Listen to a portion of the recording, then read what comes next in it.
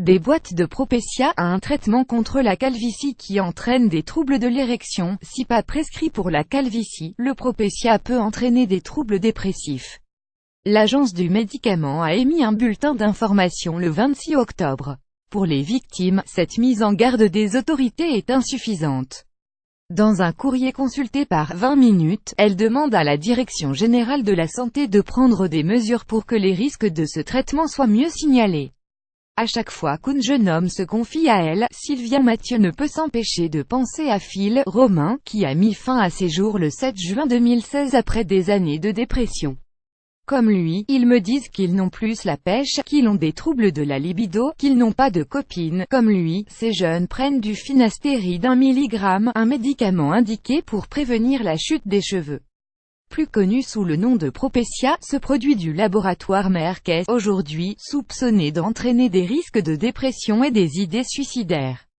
Plus grand que les faits, le Propecia accusé d'entraîner des troubles dépressifs à la tête de l'association d'aide aux victimes du finastéride AVFIN, Sylvia Mathieu a envoyé, ce jeudi, un courrier aux autorités sanitaires leur réclamant, selon nos informations, d'améliorer la diffusion de l'information sur les effets potentiellement indésirables du produit et la prise en charge des victimes.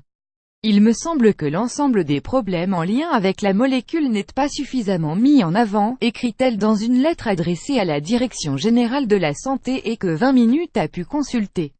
Elle y précise également que de nombreuses victimes ne savent pas vers qui s'orienter afin d'être correctement prises en charge d'un point de vue médical et juridique. Il faut du temps pour que l'information passe. Le 26 octobre, l'Agence nationale de sécurité du médicament ANSM a publié sur site un bulletin d'information pour prévenir les consommateurs de finastéride du risque de dépression et d'idées suicidaires.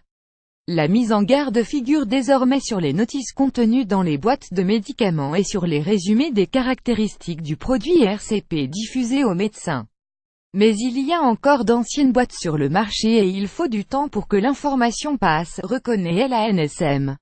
Interrompre le traitement si changement d'humeur finastéride Propecia Chibroproscar lien https://codegiflaili9ansmoctober 26 2017. Le problème, c'est que le finastéride est un médicament efficace contre la calvitie et donc très prisé. Aux États-Unis, c'est lui qui permet à Donald Trump d'afficher une toison aussi fournie à 71 ans. En France, il est prescrit à 30 000 personnes. Il faut donc améliorer la prévention pour alerter les victimes car certaines ne savent pas encore qu'elle est victime.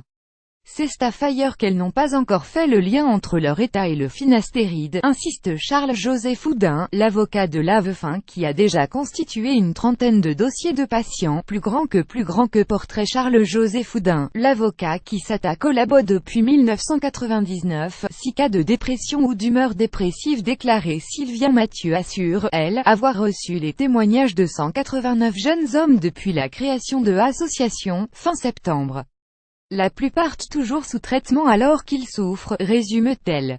C'est bien la preuve que les autorités n'ont pas pris toutes les mesures pour que l'information sur les effets secondaires passe. De côté, l'Agence de sécurité du médicament explique qu'il ne s'est pas déroulé assez de temps depuis la diffusion de bulletins d'information, le 26 octobre, pour déterminer s'il y a une réelle hausse des signalements de la part de patients souffrant de dépression. Entre 1999, date de la commercialisation en France, du finastéride 1 mg et mars 2016, les statistiques officielles font état de 10 patients ayant déclaré une baisse de leur libido, de 6 cas de dépression ou d'humeur dépressive et d'un cas de suicide. Dans un autre courrier à l'attention de l'ANSM, Sylvia Mathieu a également réclamé que lui soient communiqués tous les rapports et études à ce sujet.